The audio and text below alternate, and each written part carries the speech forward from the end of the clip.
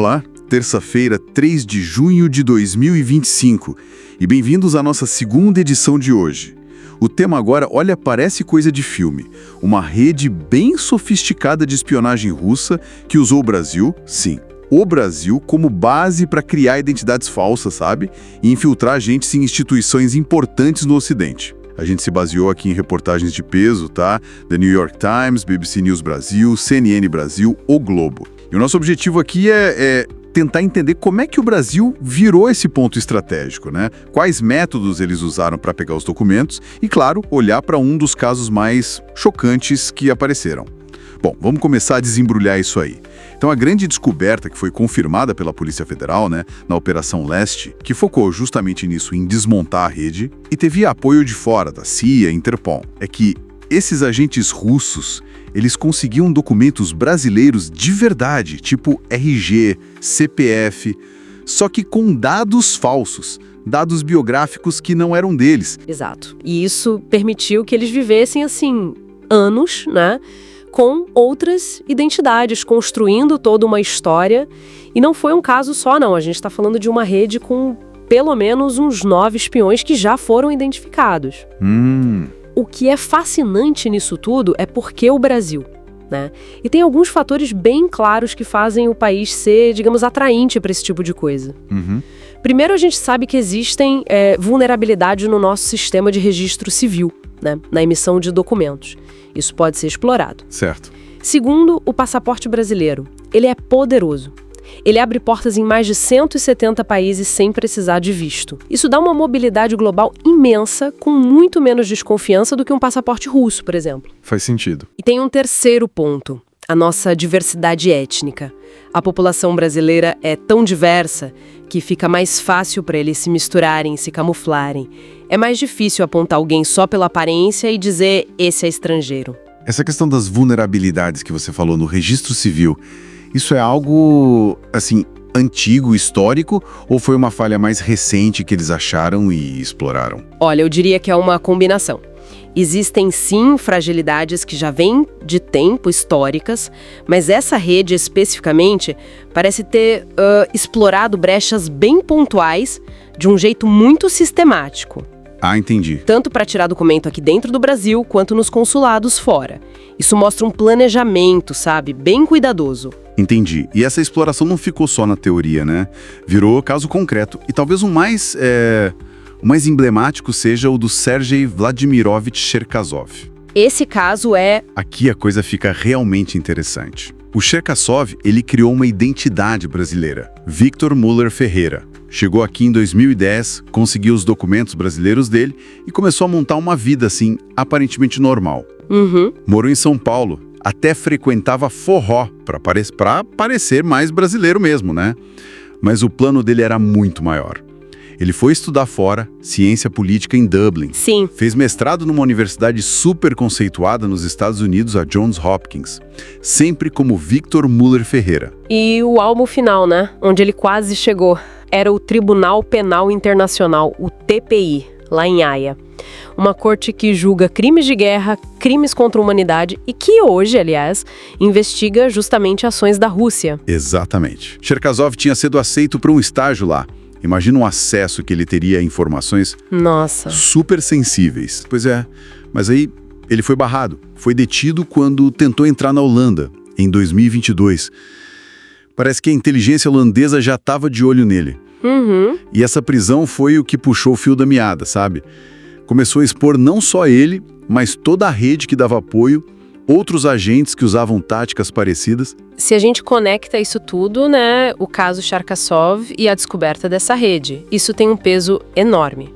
Primeiro, mostra a audácia, a persistência da espionagem russa hoje em dia. Eles adaptam táticas que lembram a Guerra Fria, mas para o século XXI, usando outros países como plataforma. Sim. Segundo, isso escancara falhas de segurança críticas aqui no Brasil, né? Com consequências que vão muito além das nossas fronteiras. Pensa bem, a facilidade para criar essas identidades quase colocou um espião russo dentro de um dos tribunais mais importantes do mundo. É assustador pensar nisso. E por fim, mostra como o Brasil, mesmo sem querer, né, sem ter essa intenção, virou uma peça útil nessa engrenagem complexa da espionagem global. Um lugar estratégico para forjar identidades que seriam usadas depois em operações em outros lugares. Então, o que fica disso tudo, né? Fica bem claro como o Brasil acabou servindo como, sei lá, uma incubadora, uma plataforma de lançamento para essas identidades falsas de espiões russos. Exato, uma base. E essas zonas, como você disse, são uma mistura. As brechas nos documentos, o valor do nosso passaporte para viajar sem chamar a atenção e a nossa diversidade que ajuda a esconder. O caso Cherkassov, que quase entrou no TPI, é a prova mais forte do nível de sofisticação e do perigo real disso tudo. Isso faz a gente lembrar que espionagem não é só coisa de filme, né? É uma atividade bem real acontecendo agora e que explora falhas que existem de verdade nos sistemas. E aí fica a pergunta no ar, né? Quantos outros agentes, talvez usando métodos até mais difíceis de detectar, podem estar por aí agora? Usando identidades criadas não só aqui, mas em outros países que talvez tenham vulnerabilidades parecidas. Essa Operação Leste talvez seja só a pontinha do iceberg. Bom, vamos fazer um breve intervalo e já voltamos.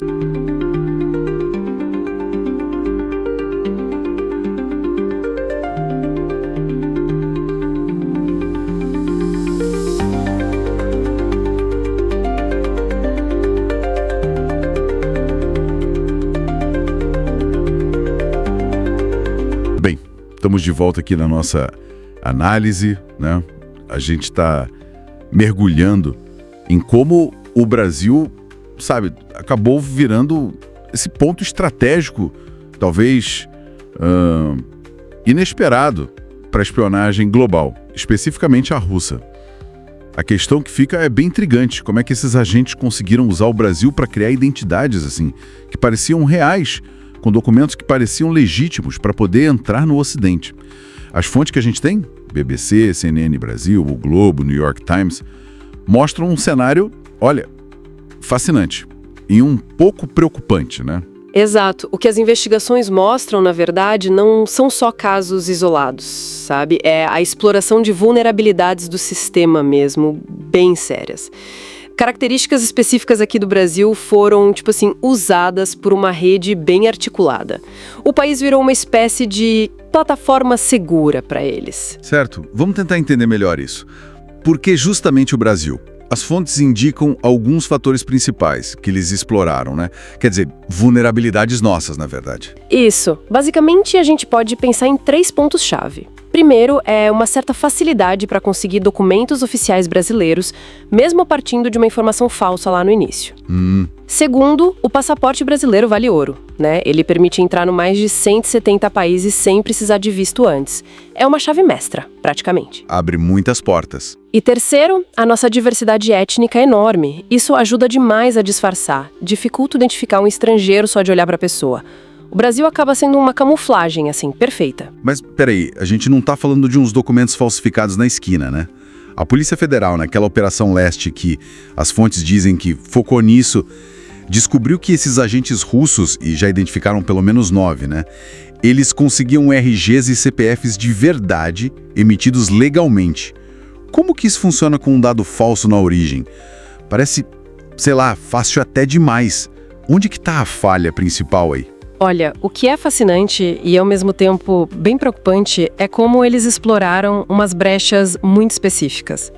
Isso vai desde fragilidades no nosso sistema de registro civil mesmo, até, em alguns casos, problemas nos procedimentos para emitir documentos lá fora, nas embaixadas brasileiras.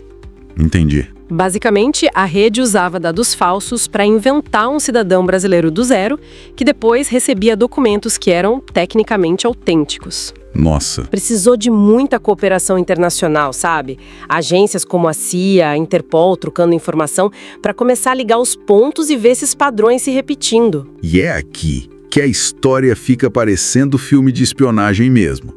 O caso do Sergei Cherkassov, que aqui era o Vitor Müller Ferreira. O cara não só pegou os documentos, ele construiu uma vida aqui. morou em São Paulo, aprendeu português fluente, as fontes dizem que até forró ele dançava. Sim, e depois usou essa identidade para estudar fora, em lugares super prestigiados, tipo a Johns Hopkins nos Estados Unidos. Incrível. E é bom lembrar, ele não agia sozinho, né? Fazia parte dessa rede maior. Mas o objetivo final dele, do Cherkassov, mostra o nível de audácia, a sofisticação do negócio. Ele conseguiu ser selecionado para um estágio lá no Tribunal Penal Internacional, o TPI, em Haia. O mesmo TPI que... Exatamente. O mesmo tribunal que pouco tempo antes tinha emitido um mandado de prisão para o Vladimir Putin por causa da Ucrânia. A prisão dele na Holanda em 2022, quando ele tentou entrar lá para começar o estágio, foi o que realmente, abriu a caixa de Pandora e mostrou o tamanho dessa rede que usava o Brasil de base. Então tá, o que tudo isso quer dizer, né? Além de ser um roteiro de espionagem que virou realidade. É fácil só culpar as nossas falhas aqui dentro. Mas essa cooperação internacional que você falou, ela não deveria ter pego isso antes? Ou a operação russa era tão boa assim? Olha, é uma mistura, né? Com certeza a inteligência russa é muito capaz, muito sofisticada, mas as investigações deixam bem claro, as nossas vulnerabilidades com documentos, com registro civil, foram o que mais facilitou. O ponto central é que essas brechas que a gente tem aqui dentro, elas não são só um problema nosso de burocracia interna, sabe? Elas têm consequências diretas e bem sérias para a segurança global. O Brasil, talvez sem querer no início, virou uma peça num jogo geopolítico bem complicado. E isso acabou expondo falhas estruturais nossas que precisam ser corrigidas, para ontem. Faz sentido. A investigação da Polícia Federal é um passo super importante, claro, como o New York Times e outros jornais mostram. Mas a questão da segurança, da confiabilidade dos nossos sistemas de identificação, isso continua sendo um desafio enorme. É um alerta bem forte, né? De como a segurança de um país por dentro e a geopolítica lá fora estão ligadas de um jeito que a gente nem sempre para pensar. Fica até a pergunta no ar: quantas outras histórias parecidas com a do Cherkassov podem estar rolando por aí sem ninguém saber ainda? Explorando falhas parecidas, talvez não só no Brasil, mas em outros lugares também? Bom, por hoje acho que é isso. Esperamos que essa nossa conversa tenha sido útil, tenha trazido alguns pontos para pensar. É isso aí. E lembrando que o podcast está no ar de segunda a sexta, cedinho, às 7 horas, depois ao meio-dia e no fim da tarde, às 5. E também aos sábados, sempre ao meio-dia. Um grande abraço e até a próxima.